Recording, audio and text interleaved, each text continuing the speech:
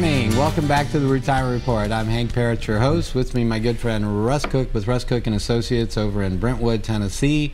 Russ is a board-certified estate planning attorney. This is one of the few out there. This is one of the things in terms of his specialty and what he does and all he does is that of estate planning, helping with probate matters, whether you're talking about, if you've got a situation maybe where you've had, someone pass away and you got to deal with the probate of a will, that he can help with that kind of stuff. How to avoid probate, he can show you ways to do that as well. How to administer estates. There's a lot of ways that he can help you, when it comes to estate planning. And I've been working with Russ for over 15 years with our mutual clients and stuff. One of the things that I'll say there is that in that time, I've mentioned earlier in the program about a client that, had a stroke, and, I've been through so many types of transitions like that with my clients over the years because of the type of work that we do. And one of those areas is setting up an estate plan and then seeing the other side of that when someone has in fact either become incapacitated, and how the estate plan being in place has helped us take care of, administering everything for the family, but also when someone's passed away and it goes on to the children. I've got many children of my original clients that had passed on that are now clients, and one of the reasons for that was because how easy it made it for them because of the planning that we had done for their parents. So this is one of those areas that I've seen with Russ's work, both in working with him, how well in getting everything structured, but also when we have lost clients, how in fact when we're administering it for the benefit of the children, it does exactly what it was intended to do, and that's so important. All right, one of the areas we were talking about was that of, Russ, asset protection is one of those areas that I really love about trust, because you cannot, it's very difficult. If you want to protect your own assets, you've got to either give up control, or you've got to set up certain instruments that really put a lot of restrictions on you. Mm-hmm. But you can provide that for your children, where they can have all this wonderful asset protection and not have to give up control. Yeah, that's the one thing that I think people are not taking advantage of enough here in Tennessee, as far as my opinion is concerned, because this is one of the few states where you can actually set up trusts for kids or grandkids, make them both beneficiary and trustee, so they have complete access and control over the trust assets, and allow for it to exist during their lifetime, protecting those assets from divorce, creditor claims, or any other issue that might come up during that child's life. And it's real easy to do as part of the estate plan, and it's a gift that you can give your children that in essence is way more valuable than a lot of other things that you can give them because of the nature of how this gets set up. So obviously when you're doing your planning, no matter how much money you have in your estate, you want to make sure that you're at least having this discussion with your estate planner so that you can take maximum advantage of it. This is one of those areas. There was a time, for instance, with retirement assets. We used to be able to, you could name your child as a beneficiary on your IRA, your 401k, whatever it might be, and it goes to them, and then they would be protected. Those assets, in other words, would be protected if they went through a divorce, or if they got into trouble with bankruptcy, what we refer to as super creditors, like bankruptcy court, or of course the IRS. They can tend to go after things that others may not be able to. Well, guess what?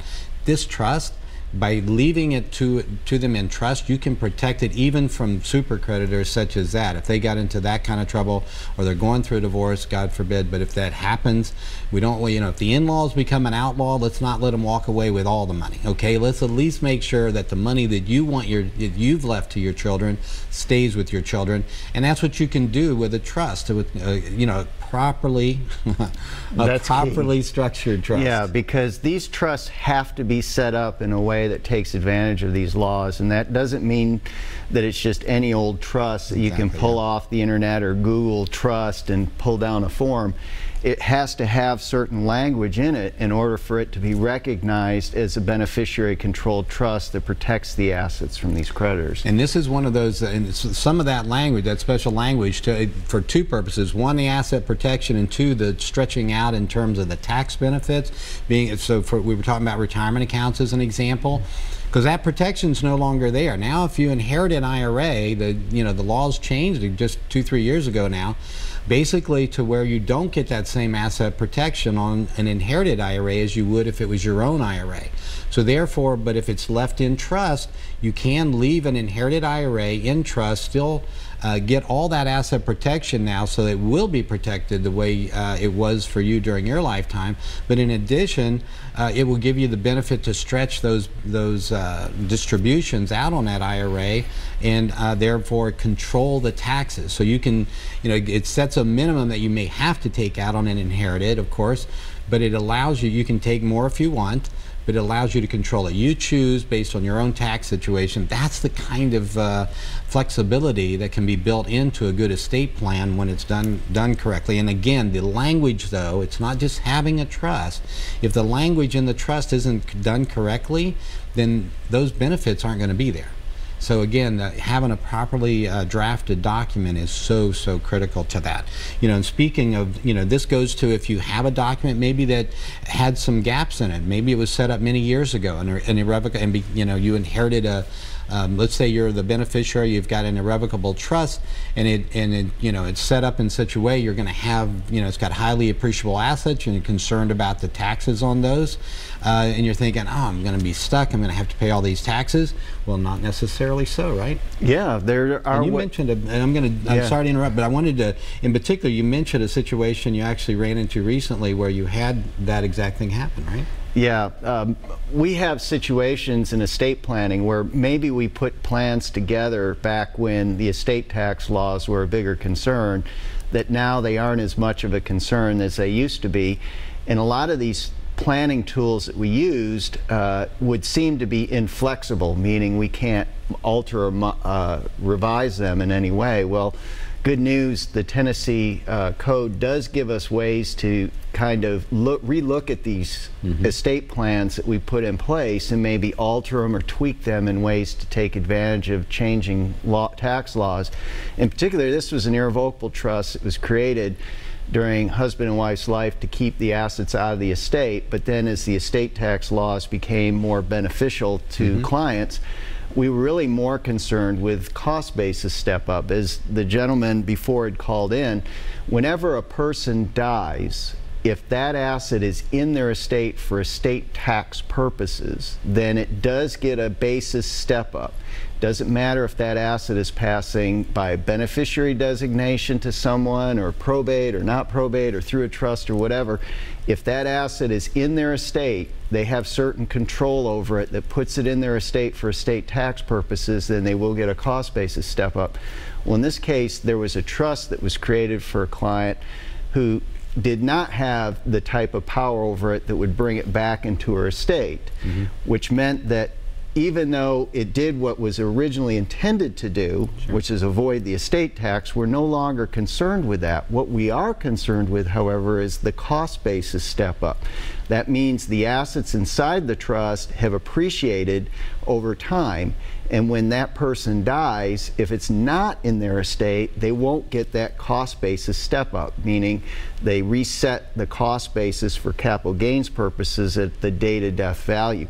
So what we did was we created a new trust, and using the Tennessee trust laws, we were able to take the assets from the old trust and put them into the new trust, and then go ahead and do that. And we get the step up. And we get the step up. And in another case, we did it with an out-of-state trust, where we were able to re-situs, they call it, take the assets in the trust and the trustee and move the assets to Tennessee, have Tennessee law apply to what originally was a West Virginia trust, and then use the Tennessee law to decant it into a new trust. So this is one of, we've got some great trust laws here in Tennessee, by the way, and this is one of the benefits for people to set up trusts in Tennessee. But even if you've had a trust that was set up in another state, this would allow you to basically change the situs. In other words, say, well, that trust that was set up in California was applying by California law, we're going to say now it is now a Tennessee law. Okay, it's now a Tennessee trust under Tennessee law, and then we can do this whole decanting process and still get that step up in basis.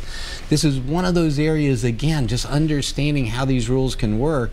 It can get a little complicated, but that's why you want to get to the right people that can help you, all right, to accomplish your goals. Because what do we want to do? We want to make sure, again, that we're able to maintain your standard of living, your quality of life, no matter how long you live. And one of the ways we do that is we want to minimize taxes. All right, the whole concept with taxes to understand is this.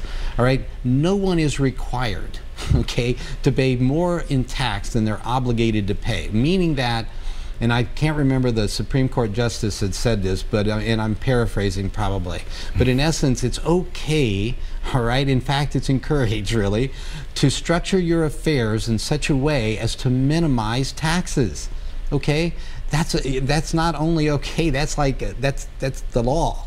All right, it's okay to do that. You should be doing that. And if you're not doing that for whatever reason, or maybe it's just because you don't know, this is where getting with people, you know, doing a comprehensive plan is one of the areas. We get into tax planning quite a bit, and as we just talked about with Russ, there are some great ways that we can use the law to your advantage to help you minimize taxes. All right, we got to take another break. When we come back, we're going to try to help you some more a little bit with some of these great techniques on estate planning and how it can benefit you and your families. Join us here. We'll be right back on the Retirement Report. The time is